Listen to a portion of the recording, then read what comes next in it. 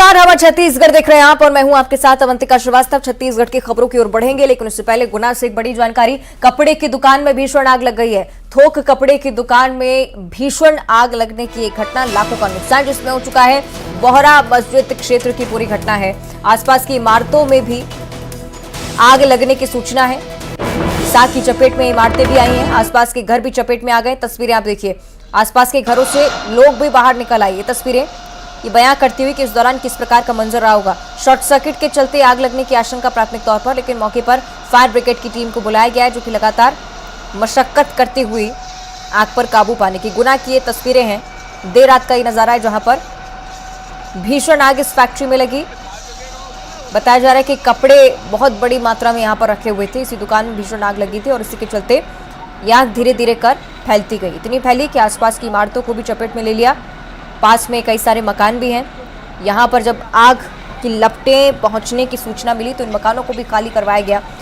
दुकान में भीषण आग के चलते लाखों के नुकसान की आशंका पहले से। तस्वीरें स्पष्ट करती हैं कि सारा सामान जलकर राख हो चुका है। बोहरा मस्जिद क्षेत्र की घटना है। आसपास की इमारतों में भी आग की लपटें पहुंची हैं। घर भी चपेट में आए हैं कुछ लोगों के। ये तस्वीरें आप देखिए। शॉर्ट सर्किट के चलते आग लगने की आशंका यहां पर जाहिर की जा रही है, लेकिन इसी बीच अफरा तफरी का माहौल रात में कैसे बना ये भी आप देखिए। मौके पर फायर ब्रिगेड की टीम को बुलाया गया, कड़ी मशक्कत लगी, उसके बाद आग पर काबू पाया जा सका। लेकिन बड़ी बात यह कि लाखों का नुकसान यहाँ पर हो चुका है। आसपास के घरों में भी आग की लपटें चूंकि पहुंची हैं। बहुत बड़ा संकट देर रात पैदा हुआ था। बड़ी बात यह कि इतना समय नहीं मिला कि इस सामग्री को बाहर निकाला जा सके। धीरे धीरे कर पूरी फैक्ट्री को, पूरी दुकान को इस आग ने अपनी चपेट में ले लिया। रात का ये नज़ारा जिसमें आप देखेंगे कि तमाम लोग भी यहाँ पर पहुंचे हैं। दृश्य निश्चित तौर पर चौंका देने वाला, किस प्रकार से फायर ब्रिगेड की टीम मशक्कत के साथ आग पर काबू पा रही थी। छत्तीसगढ़ में दूसरे चरण के मतदान के लिए तैयारियां पूरी कर ली गई हैं। मतदान दलों को चुनावी सामग्री का वितरण अब किया जा रहा है। कड़ी सुरक्षा के बीच मतदान दल पोलिंग बूथ के लिए रवाना हो रहे हैं। प्रदेश में कुल 18,833 मतदान केंद्र बनाए गए हैं। इनमें से 700 संगवारी मतदान केंद्र हैं। सिर्फ महिला मतदान कर्मी ही यहाँ पर तैनात रहेंगी। बिंद्रा नवागढ़ विधानसभा क्षेत्र 9 मतदान केंद्रों में कल सुबह 7 बजे से दोपहर 3 बजे तक मतदान होगा। बाकी सभी जगह पर सुबह 8 बजे से शाम 5 बजे तक का मतदान होगा। आपको ये बताएं कि प्रदेश में 1,63,14,479 मतदाता अपने मताधिकार का प्रयोग कल करेंगे। 81,41,624 पुरुष मतदाता, 81,72,171 महिला मतदाता और 684 तृतीय लिंग मतदाता भी इसमें शामिल हैं। कुल मिलाकर कल को लेकर जो तैयारियां की जानी है, आज व्यापक स्तर पर चलती हुई पूरे छत्तीसगढ़ में मतदान को लेकर गजब का उत्साह। 7 नवंबर को भी आपने देखा था कुछ सीटों को लेकर, और आज जो तैयारियां हो रही हैं वो कल होने वाले विधानसभा चुनाव 70 सीटों को लेकर है, जहां पर मतदान की प्रक्रिया चलेगी। धीरे धीरे पोलिंग पार्टीज अपने अपने बूथों पर रवाना होती हुई मतदान की सामग्री का वितरण भी लगातार चल रहा है। सुरक्षा के व्यापक इंतजाम है और लगातार चुनाव आयोग की तरफ से अपने स्तर पर तैयारियां दुरुस्त रखी जा रही हैं। राजधानी रायपुर के 7 विधानसभा सीटों में मतदान के लिए ईवीएम मशीन के साथ साथ मतदान सामग्रियों के वितरण का जो कार्य है वो शुरू हो गया है। तस्वीर में आप देख सकते हैं कि बड़ी संख्या में मतदान दल के कर्मचारी और अधिकारी सुबह 7 बजे से ही यहाँ पर पहुंच गए हैं और पूरी तैयारियां जो है वो कर ली गई है। तो चलिए कुछ सीधे हम बात करते हैं और उनसे ही जानते हैं कौन कौन से सामग्रियों का वितरण आप लोगों को अब तक हो चुका है। अभी तक से हम लोग को पेटी और आपका बैलेट बॉक्स, कंट्रोलर, ये सभी चीज मिल चुका है।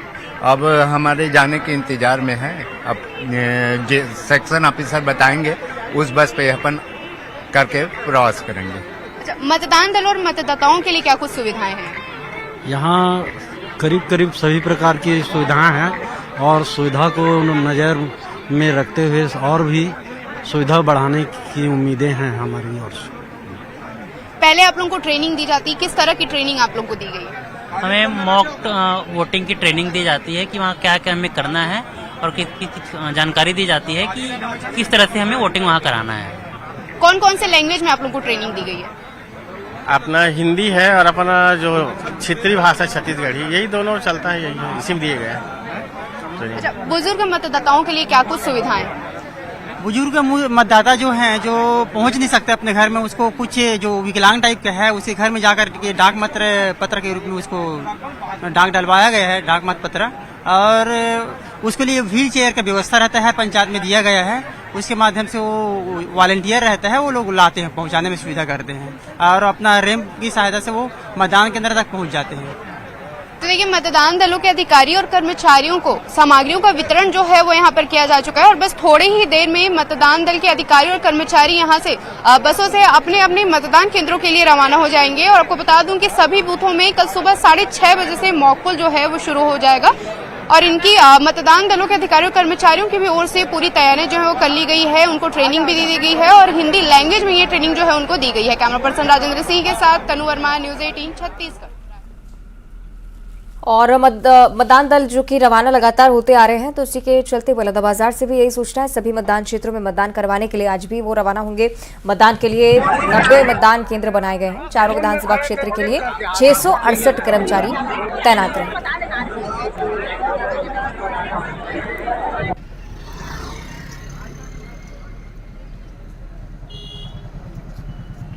और महासमुंद के बारे में भी जानकारी आपको दें। जिले में मतदान की तैयारियां यहां भी पूरी हो चुकी हैं।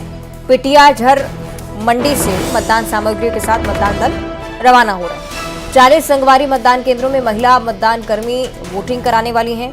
4 मतदान केंद्रों पर दिव्यांग और युवा संभालेंगे जिम्मेदारी और 8,55,503 मतदाता इस क्षेत्र के लिए चिन्हांकित किए गए हैं, जिनके मतदान का जिम्मा इन तमाम कर्मचारियों के कंधे पर।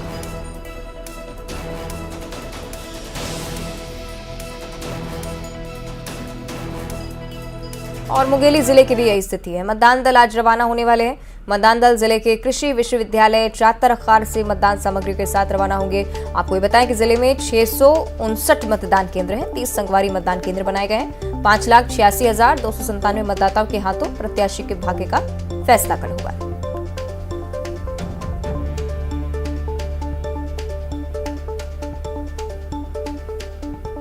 तो एक तरफ मतदान सामग्रियों का वितरण, दूसरी तरफ मतदान के लेकर जो तमाम प्रक्रियाएं हैं वो अपने स्तर पर पूरी होती हुई मतदान को लेकर उत्साह, जिसकी बात हम लगातार करते आ रहे हैं।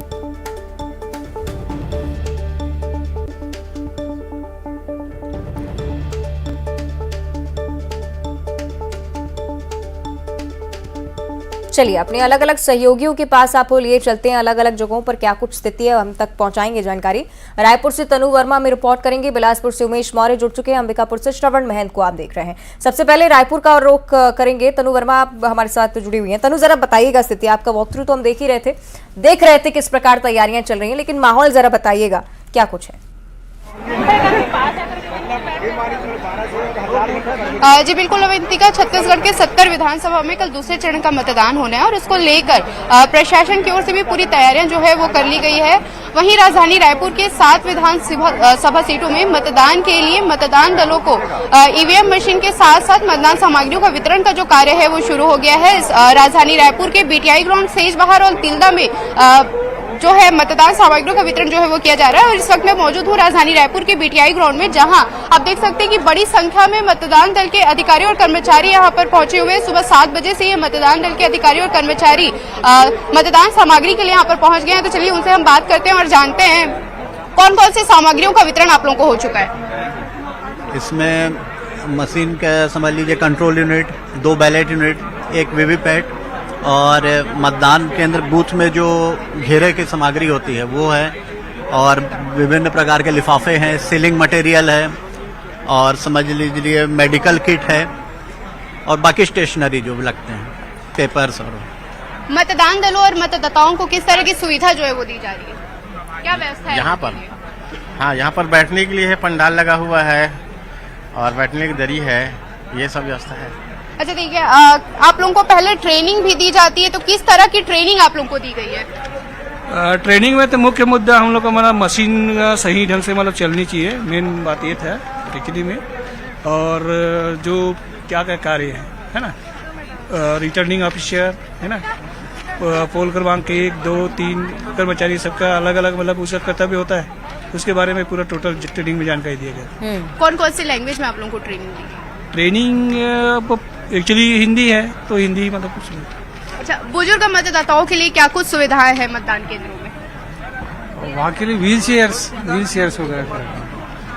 तो देखिए मतदान सामग्रियों के लिए मतदान दल जो है यहाँ पर पूरी तरह से पहुंच गए हैं। उनको मतदान सामग्रियों का वितरण भी जो है वो किया जा चुका है और बस थोड़ी ही देर में मतदान दल यहाँ से बसों से मतदान केंद्रों के लिए जो है वो रवाना हो जाएंगे। और आपको बता दूं कि कल सभी बूथों में सुबह 6:30 बजे से मॉकपोल जो है वो शुरू हो जाएगी। वहीं मतदान दलों को पूरी ट्रेनिंग भी दे दी गई है, पूरी तैयारियां यहाँ पर की जा चुकी है। चलिए, अपने स्तर पर चुनाव आयोग लगातार अपने तैयारियां दुरुस्त करता हुआ बिलासपुर चलते हैं उमेश के पास। उमेश, कई सारे मतदान केंद्र ऐसे भी हैं जहां पर सिर्फ महिलाएं मोर्चा संभाले हुए हैं। न्यायधानी में भी क्या यही नजारा है? सामग्री वितरण को लेकर क्या जानकारी? बिल्कुल, देखिए सुबह से ही जो मतदान दल है वो ईवीएम मशीनों को लेने के लिए, चुनाव सामग्री लेने के लिए कोनी स्थित जो इंजीनियरिंग शासकीय इंजीनियरिंग कॉलेज है वहां पर पहुंच चुका है और वहां से तमाम जो सामग्री है मतदान के लिए के मद्देनजर वो तमाम सामग्री को वितरण जो है वो किया जा रहा है। 76 बूथ उसके लिए भी बनाए गए हैं, अलग अलग काउंटर बनाए गए हैं जहां से आसानी से ये मतदान दल व ईवीएम और तमाम जो सामग्री है उसको कलेक्ट कर सकते हैं। अगर हम बात करें जिले की तो जिले में 6 विधानसभा सीटें हैं और इन 6 विधानसभा सीटों में 108 जो है वो यहां पर प्रत्याशी जो है वो मैदान पे उतरे हुए हैं। अगर बिल्हा, बिलासपुर और बेलतरा की बात करें तो यहां 16 से अधिक जो प्रत्याशी है वो मैदान में है। लिहाजा ऐसे में यहां पर डबल बैलेट यूनिट की जरूरत पड़ रही है, जिससे कहीं ना कहीं जो व्यवस्थाएं हैं उसे ज्यादा और बेहतर करने की जरूरत थी, जिसको लेकर वहां पर डबल यूनिट लगाया जा रहा है। इसका मतलब यह है कि अब 16 से अधिक जब प्रत्याशी होते हैं तो एक बैलेट में 16 ही प्रत्याशियों के नाम होते हैं। ऐसे में 16 से अधिक होने की वजह से अब 2 बैलेट यूनिट लगाया जा रहा है, जिससे कि कहीं ना कहीं व्यवस्था थोड़ी सी और बेहतर करने की जरूरत निर्वाचन आयोग को करनी पड़ी है। फिलहाल बिलासपुर की बात करें तो सुबह से ही मतदान दल पहुंच चुके हैं और तमाम जो 7 सहायक है, मतलब 1502 हैं इस यहाँ पर मतदान केंद्र, जिसमें 7 सहायक केंद्र बनाए गए हैं। वहां पर के जो मतदान दल है के जो कर्मचारी है वो वहां पर पहुंचे हुए हैं और यहां से वितरण करके उन मतदान केंद्रों के लिए अब से कुछ देर बाद रवाना हो जाएंगे। तो निश्चित रूप से तैयारियां पूरी कर ली गई है, बस इंतजार है तो कल सुबह का, जब सुबह होते ही मतदान के लिए जो सारी तैयारियां है जिनके लिए ये तैयारी की गई है उनके आने का इंतजार हो। बिल्कुल ठीक आप कह रहे हो उमेश, कल सुबह का इंतजार है। अंबिकापुर भी चलते हैं, श्रवण मैन जुड़े हुए हैं। श्रवण, राजनीतिक दलों की तो कहीं ना कहीं सांसें ऊपर नीचे हो ही रही होंगी, लेकिन मतदान कर्मियों के कंधों पर असल जिम्मेदारी होती है। क्या नजारा अंबिकापुर को लेकर? देखिए, मैं इस वक्त पॉलिटेक्निक कॉलेज में हूं और मेरे पीछे से देख सकते हैं कि जो मतदान के लिए जो यहां से जो दल हैं वो रवाना होने के लिए यहां पर तैयारी कर रहे हैं। सभी को ईवीएम मशीन हो या जितने भी जरूरी चीजें हैं ये इनको मुहैया करा दी गई है और सुबह 6 बजे से यहाँ पर जो है सामानों का वितरण किया जा रहा है और इसको लेकर के ये जो है मतदान केंद्र तक पहुंचेंगे और कल सुबह जो है यहाँ मतदान होगा और इसकी जो तैयारी है जिला प्रशासन ने पहले से ही कर ली है और इनको ट्रेनिंग भी दे दिया गया है। इसके साथ साथ ही इनको तमाम जो व्यवस्थाएं हैं वो इनको सुविधा दे दी गई है। हम कुछ लोगों से भी बात करेंगे, भैया क्या क्या सामान मिला है आप लोगों को, क्या मिला है और किस तरह का मतदान सामग्री में अपने को ये सब सामान मिला हुआ है। आपका चुनाव से संबंधित सभी सामान, आपका ईवीएम मशीन हो गया, वीवीपैट हो गया, आपका बैलेट यूनिट हो गया। मेन तो आपका चुनाव में 3 ही मशीन रहता है, आपका बैलेट यूनिट, कंट्रोल यूनिट और वीवीपैट। आप तो देख सकते हैं कि इनको मिल चुका है। अंबिकापुर के 6,49,319 जो मतदाता है वो यहाँ पर कल वोट डालेंगे और जो प्रतिनिधि हैं उनकी किस्मत का फैसला होगा। 30 जो है 3 ब्लॉक है, 3 विधानसभा का चुनाव होना है तो 10-10 प्रत्येक जो विधानसभा है उसमें संगवारी बूथ बनाया गया है जिसमें महिला ही कर्मचारी वहां पर तैनाती की जाएगी। और इसको लेकर श्रवण जिसकी तस्वीरें में लगातार दिखा रहे हैं, बहुत महत्वपूर्ण जिम्मेदारी मतदान कर्मियों के कंधों पर होती है। उनका व्यक्तित्व भी समझने की कोशिश, इस बार उनकी मनोदशा क्या है ये भी समझने की कोशिश करेंगे। तनु के पास एक बार फिर से चलते हैं। तनु, हम ये देख रहे थे बहुत लंबे समय से ट्रेनिंग की प्रक्रिया चलती आ रही है, इस बार मतदान फीसद को बढ़ाने का प्रयास भी था। मतदान कर्मियों को इस बारे में क्या ट्रेन किया गया है? बातचीत जरा करिए इस बारे में।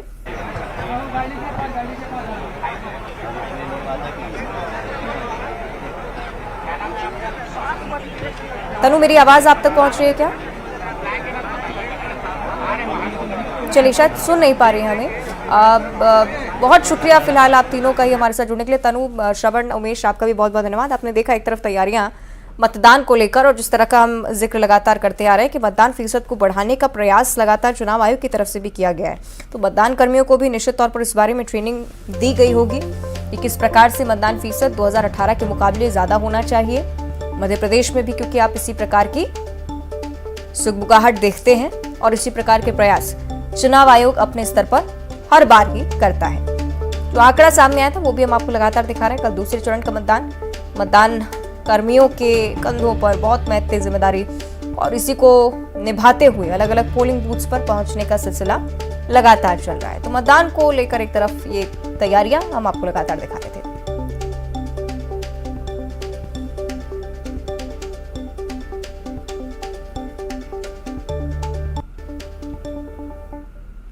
और मतदान को प्रभावित करने की तैयारियां भी दूसरी तरफ चल रही थी, जिसे पुलिस ने ध्वस्त कर दिया है।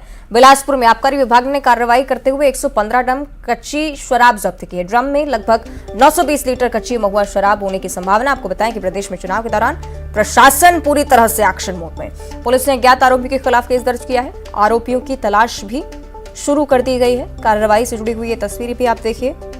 115 लीटर कच्ची शराब यहां से मिली है। 115 ड्रम कच्ची शराब। आबकारी विभाग की तरफ से फौरन छापामार कार्रवाई। इसे देखकर माफिया तो भाग खड़े हुए, लेकिन उनको तलाशने के लिए भी तमाम प्रयास पुलिस की तरफ से किए जा रहे हैं।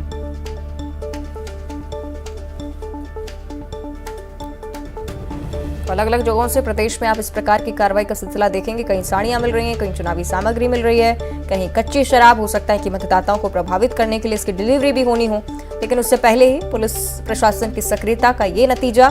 115 ड्रम कच्ची शराब पकड़ी गई। 920 लीटर कच्ची महुआ शराब जब्त की गई है। कल मतदान है, इससे पहले भी प्रशासन एक्टिव मोड में।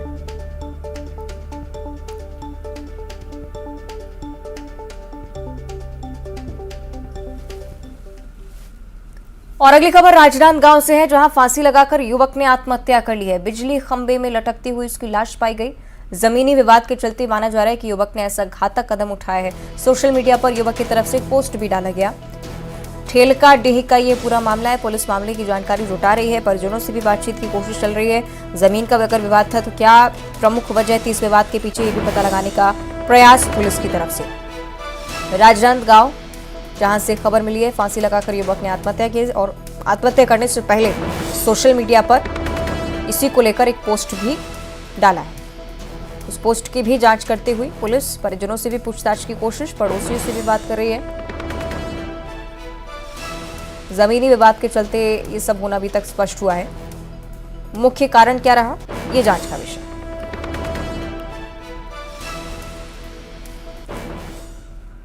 और रायपुर में चुनाव को देखते हुए आपराधिक गतिविधियों पर लगाम लगाने की कवायद है। धरपकड़ तेज कर दी गई अपराधियों की। बीते 3 दिनों में 576 अपराधियों को गिरफ्तार कर जेल भेजा जा चुका है। 15 आरोपी के खिलाफ आर्म्स एक्ट, 60 के खिलाफ आबकारी एक्ट के तहत कार्रवाई की गई है।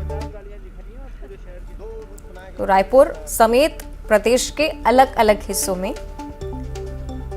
एक्टिव अपराधियों पर धरपकड़ की तो कोशिश है ही, लेकिन जिस प्रकार से रिकॉर्ड ऊपर जाता जा रहा है, मतदान में कहीं ना कहीं कोई स्थिति खराब ना करे, इसका भी प्रयास लगातार पुलिसकर्मी करते रहते हैं। और इसी के चलते अपराधियों पर नकेल कसे जाने का ये प्रयास एक बार फिर से तेजी पकड़ता हुआ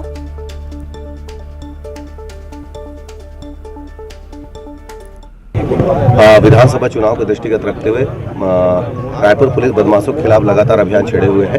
इसमें 560 आरोपियों को पकड़ा गया है। विभिन्न प्रतिबंधात्मक कार्रवाई की गई है, जिसमें लगभग 20 लोगों के खिलाफ आर्म्स एक्ट के तहत कार्रवाई की गई है और लगभग 60 लोग के खिलाफ आबकारी एक्ट के तहत मुकदमा दर्ज करके उनके खिलाफ वैधानिक कार्रवाई की गई है। तो लगातार ये अभियान जारी है। लगातार हम विभिन्न जगह जाकर संदिग्ध एरियो में, संवेदनशील क्षेत्रों में फ्लैग मार्च कर रहे हैं। वर्ल्ड कप के सेमीफाइनल की बात करेंगे। भारत की जीत पर छत्तीसगढ़ के मुख्यमंत्री भूपेश बघेल ने भी खुशी जाहिर की। बघेल ने ट्विटर पर लिखा, सेमीफाइनल में विराट विजय, शुभ जीत, फिर से श्रेष्ठता का परिचय, एक और कदम दूर बस वर्ल्ड कप के। ये ट्वीट में उन्हीं के शब्द हैं। मुख्यमंत्री भूपेश बघेल का ये ट्वीट तो हम आपको बता ही रहे हैं, लेकिन ना सिर्फ उनकी तरफ से बल्कि देश में हर एक व्यक्ति की तरफ से, हर एक व्यक्ति के जहन से यही आवाज आती है। ये तस्वीरें आप देखिए उस ट्वीट की, जो कि मुख्यमंत्री भूपेश बघेल ने किया है। शुभ जीत, फिर से श्रेष्ठता का परिचय दिया है।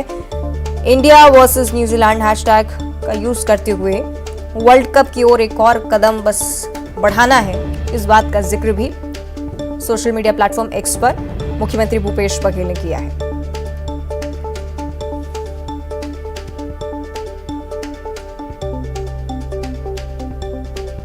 और टीम इंडिया वर्ल्ड कप के फाइनल में पहुंच गई है। कल टीम इंडिया ने न्यूजीलैंड को सेमीफाइनल में 70 रनों से हरा दिया है। इस मैच में टीम इंडिया की तरफ से मैच में कई सारे रिकॉर्ड बनाए गए हैं। ये एक महत्वपूर्ण उपलब्धि कल के मैच में आपने देखी होगी। भारतीय टीम ने टॉस जीतकर पहले बल्लेबाजी करते हुए निर्धारित 50 ओवर में 4 विकेट के नुकसान पर 397 रनों का पहाड़ जैसा स्कोर खड़ा किया था। टीम इंडिया की तरफ से रोहित शर्मा, शुभमन गिल ने धमाकेदार शुरुआत की। रोहित शर्मा ने 29 गेंदों पर 4 छक्के और 4 चौकों की मदद से ताबड़तोड़ 47 रनों की पारी खेली। रोहित को टीम सऊदी ने आउट किया। उसके बाद शुभमन गिल का साथ देने के लिए क्रीज पर विराट फॉर्म लेकर उतरे विराट कोहली शानदार शतक बनाया। कोहली का ये वनडे क्रिकेट में 50वां शतक था। इसके साथ ही उन्होंने वनडे में सचिन के 49 शतकों का रिकॉर्ड भी तोड़ दिया है। भारत की तरफ से एक वर्ल्ड कप टूर्नामेंट में कोहली ने सबसे ज्यादा रन बनाने वाला रिकॉर्ड भी अपने नाम कर लिया है। कोहली के बाद श्रेयस अय्यर 70 गेंदों पर धमाकेदार 105 रनों की पारी खेलते रहे।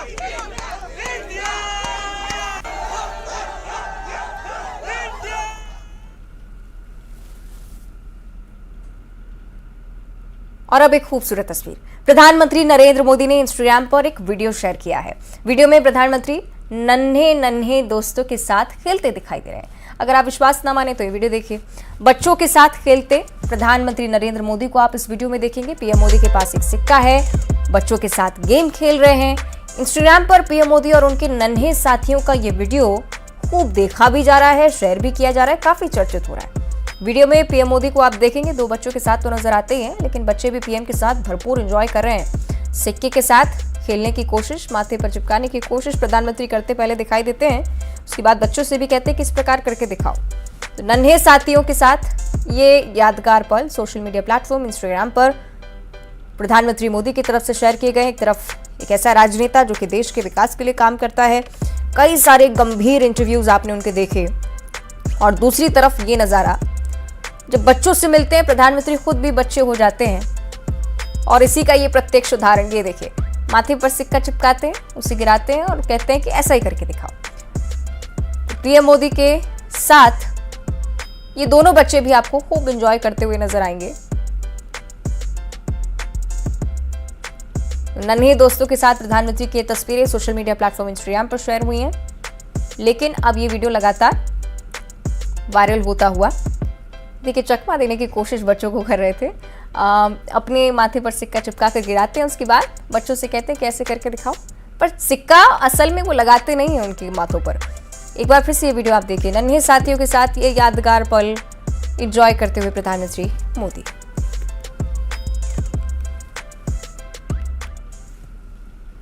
और इसी के साथ इस बुलेटिन में इतना ही। देखते रहिए न्यूज़ 18।